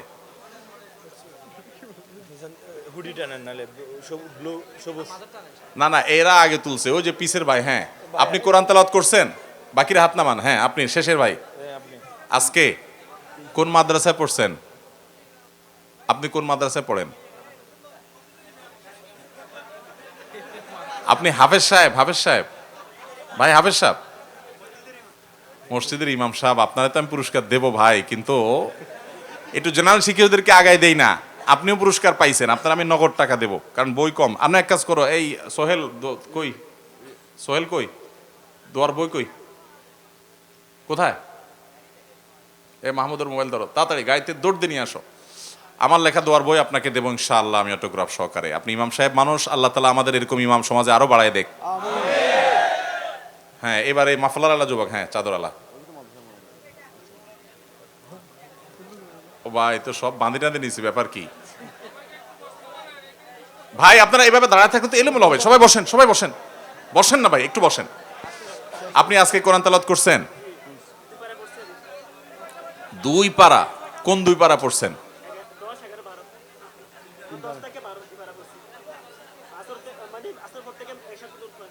কোথায় পড়ছেন বসে? আপনি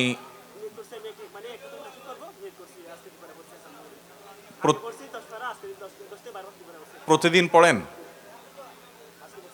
মাশাআল্লাহ, মাশাআল্লাহ। আল্লাহ তাআলা আমাদের যুবক ভাইকে কবুল করুন, বলুন আমিন। মাশাআল্লাহ। আপনাকে পোশাক, পর্দা ও দেহসজ্জা, ডক্টর খন্দকার আব্দুল্লাহ জাহাঙ্গীর ওনার এই বই। এই যে পর্দা, পাঠ্যপুস্তকে আপনার পর্দাকে খুব বাজেভাবে উপস্থাপন করা হয়েছে। এই বই যদি পড়েন তাহলে পর্দার দর্শন, কেন পর্দার শরীয়তে ফরজ করা হয়েছে এটা বুঝতে পারবেন ইনশাআল্লাহ। দরকারি একটা বই। মাশাআল্লাহ, মাশাআল্লাহ। ও ভাই, অনেরও একটু গরব দেয়া পড়িব।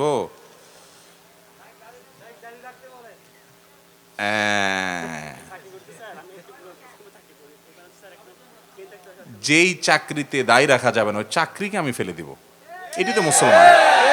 না খাই মরে যাব নাকি? ওই কোম্পানি চাকরির জন্য আমার একটা ওয়াজিব বিধান আমাকে তরক করতে হবে, দরকার কি? না খাই মরে যাবো, প্রয়োজন রিক্সা চালাবো, তবু আমি এই চাকরি করবো না ইনশাআল্লাহ। নিয়ত করেন, ঠিক আছে? এই ভাই খোঁজ খবর নিবেন। এই ভাইয়ের আমার কথা ইনশাআল্লাহ না, আমার কথা শেষ হয় নাই, শুনেন। ভাইয়ের বাড়ি কোন এলাকা? ভাইয়ের দাড়ি যখন হবে সুন্দর করে একটা ছবি তুলে আমার কাছে পাঠাবেন। হ্যাঁ, এরপরে যদি আমি এদিকে আসি কখনো, তার দাওয়াত দিয়ে হোটেলে নিয়ে খাওয়াবো আমি ইনশাআল্লাহ। ঠিক আছে তো? জি, জাযাকুমুল্লাহ খাইর। মাশাআল্লাহ। এমন কোন মুরব্বী আছেন যে ছেলে মেয়েকে উপযুক্ত হওয়ার পর আর দেরি করবেন না, তাড়াতাড়ি বিয়ে দেওয়ার নিয়ত করছেন? আরে ভাই, যুবক পোলাপান হাত তোলে। প্রশ্ন বুঝেন না, যুবক পোলাপান হাত তোলে কেন? আচ্ছা, মেয়ের বাবা, এমন কোন মেয়ের বাবা আছেন? আমরা মোহর কম রাখার ফজিলত বলেছি। মোহর আপনার মেয়ের বিয়েতে অহেতুক ফালতু বড় ফিগারের মোহর দাবি করবেন না, যৌক্তিক সহনীয় পর্যায়ে মোহর দাবি করবেন, নিয়ত করছেন। এমন কোন মেয়ের বাবা আছেন? মেয়ের বাবা, এই ভাই সবাই দাঁড়াইলে হবে কেন? বসেন, বসেন, বসেন না, বসেন, বসেন, বসেন। ওই যে মসজিদের ইমাম সাহেব আসেন, আসেন, আসেন, ইমাম সাহেব আসেন। কই এরকম মেয়ের বাবা আছে? আপনি দাঁড়ান। আপনি বিয়ে করছেন? মেয়ে আছে? বয়স কত? 5 বছর মেয়ে। কিন্তু আলহামদুলিল্লাহ, অসুবিধা কি? তারপরও নিয়ত করছেন এই মেয়ে যখন বড় হবে, বিয়ের উপযুক্ত হবে, 50 লাখের নিচে মহর দিবেন না। আরো কম? কত? 40?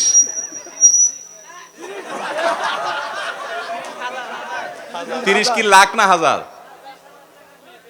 30,000 মেয়ে বিয়ে দিবেন। এখন যদি এখানে উপযুক্ত পান, বিয়ে পড়াই দিব এখন। ও মেয়ে তো 5 বছরের। আচ্ছা, আচ্ছা, আসেন, আসেন, আসেন, আসেন, আসেন, আসেন, আসেন, আসেন। এবারের প্রশ্ন ক্যামেরাম্যানদের জন্য। মিডিয়াম্যান, তোমরা পুরো আলোচনা থেকে তোমাদের মধ্যে এমন কেউ যদি থাকো যে পুরো আলোচনার, আচ্ছা ওই যে 11 শ্রেণীর মানুষকে সেরা মানুষ বলেছেন নবী সাল্লাল্লাহু আলাইহি সাল্লাম, এই 11 শ্রেণীর সেরা মানুষ 11টাই বলতে পারবা এমন কোন ক্যামেরাম্যান আছো? শুধু কেবল ভিডিও করলে হবে? বলো, পুরস্কার নিয়ে যাও, নগদ ক্যাশ দেব, ক্যাশ। বলো, একজনও নাই? তাহলে ক্যামেরাম্যানরা ফেল। এই ভাই নেন, ইমাম সাহেব। ওয়ালাইকুম আসসালাম, জাযাকুমুল্লাহ খাইর, বারাকাল্লাহ ফিকুম। আল্লাহ আপনাকে কবুল করুন। শুকরান, শুকরান, খুব ভালো লাগলো। আল্লাহ আপনাকে কবুল করুন। ভাই আসেন। মাশাআল্লাহ, মুশকিল হলো এই বইগুলো আপনার তো উপযোগী হবে না, আপনি আমার দোয়ার বইটাই নেন ইনশাআল্লাহ। জাযাকুমুল্লাহ খাইর। আল্লাহ আপনার মেয়েকে উপযুক্ত ভালো পাত্র মিলাই দেখ জান।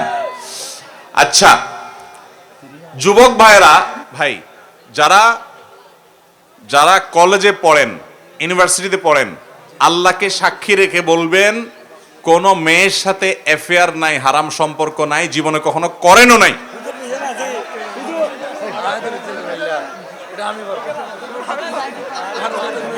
আস্তে আস্তে আস্তে এই যারা হাত তুলছেন আপনারা কি চান্স পান নাই? হ্যাঁ, আওয়াজ করলে তো হবে না, আওয়াজ করেন না।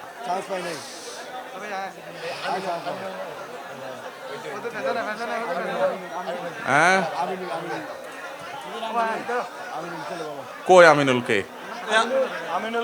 না না, এভাবে নাম ডাকে দেওয়া যাবে না। আচ্ছা হবে না, এই প্রশ্ন হবে না, এটা বাদ। ভাই এরপরের প্রশ্ন যাই। শুনেন শুনেন, খেয়াল করেন, একটু আস্তে আস্তে ভাই, আওয়াজ করেন না, আওয়াজ করেন না। এমন কোন যুবক, ভাই শুনেন আমার কথা শুনেন, এমন কোন লোক, আপনারা দাঁড়ায় থাকলে আর কোনো প্রশ্নই করবো না, সবাই বসেন। একজন দাঁড়ায় থাকলে প্রশ্ন হবে না, বসেন। এই বাবাজি বসো, এই যে আঙ্কেল বসো, একটু বসেন না রে ভাই, একটু বসেন বসেন বসেন। মাশাআল্লাহ মাশাআল্লাহ, একটু বসেন একটু বসেন। ভাই আমার কথা শুনেন, এখন আমাদের মধ্যে শুনেন, কেউ আন্দাজে হাত তুলবেন না, আর মিথ্যা তো বলার প্রশ্নই ওঠে না। আপনি হাত তুলছেন, মিথ্যা মিথ্যি গুনাহ হবে, আগে বুঝেন জিনিসটা।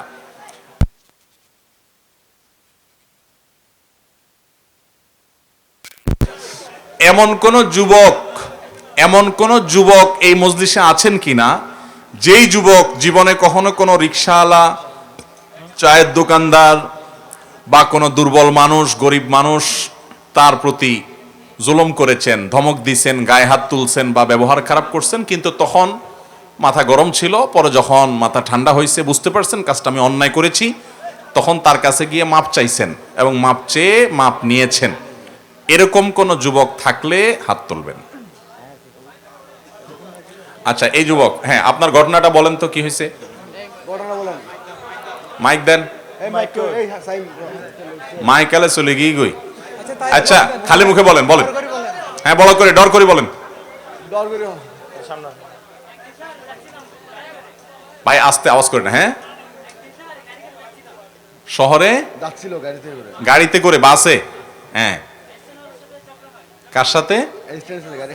গাড়ির হেল্পারের সাথে ঝগড়া হয়েছে। হ্যাঁ, বাড়ানো হয়েছিল তেলের দাম বাড়ার পর।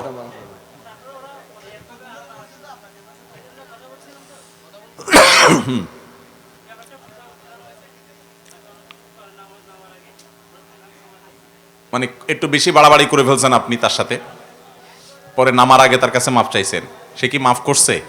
কি বলছে? মাশাআল্লাহ, আসেন আসেন। দেখেন, ভুল হলে মাপ চাইতে কখনো কার্পণ্য করব না। শয়তান বলবে মাপ চাইলে তোর ইজ্জত থাকবে, শয়তানের নাকে চুনকালি মেখে দিয়ে মাপ চাবেন, ঠিক আছে তো ইনশাআল্লাহ? আসেন, ডাবল স্ট্যান্ডার্ড বই, মাশাআল্লাহ মাশাআল্লাহ মাশাআল্লাহ, জাযাকুমুল্লাহ খাইর। ও মাঝি অটোগ্রাফ দেয়া ভরিব, ব্যাগুন্ড দেয়া ভরিব।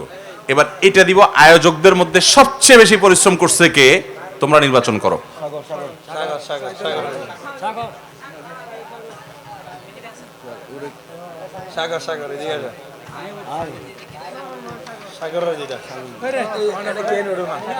রাস্তা ক্লিয়ার কর।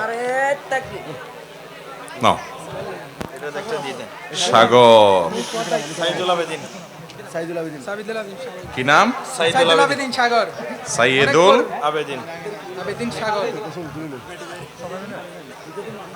অনেক পরিশ্রম করছে মামলার জন্য, মানে প্রতিবারে অনেক পরিশ্রম কি করবেন।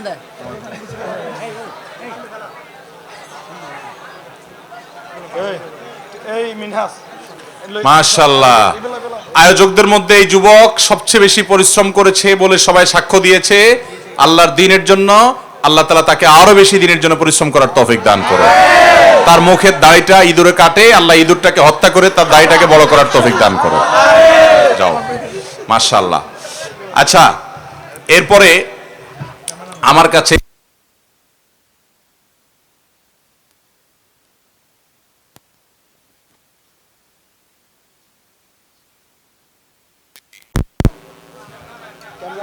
ক্যামেরাম্যানরা বলো, 2টা 4টা 5টা কয়টা বলা যাবে? 4-5টা বলো দেখি। অপরকে শিক্ষা দেয়, হ্যাঁ। অন্য মুসল্লিকে জায়গা করতে সহায়তা করে মসজিদে, মানে কাঁধ নরম করে কাতারে ফাঁকে মানুষকে ঢুকতে দেয়, হ্যাঁ। যে স্ত্রীর কাছে ভালো, স্ত্রী তাকে ভালো বলে সার্টিফিকেট দেয়, হ্যাঁ। আর লেনদেন করলে, কেনাকাটা করলে, বাকি নিলে, লোন নিলে পরিশোধ করার সময় সীমা মতো দেয়, ভালো মতো দেয়, ঠিকঠাক মতো দেয়, ভালো মানুষের পরিচয় দেয়, হ্যাঁ। মাশাআল্লাহ, আসো দিয়ে দাও তারে ভাই। জাযাকুমুল্লাহ খাইর, বারাকাল্লাহু ফিকুম। এদিকে তোমাদের আয়োজকদের দিয়ে দিও।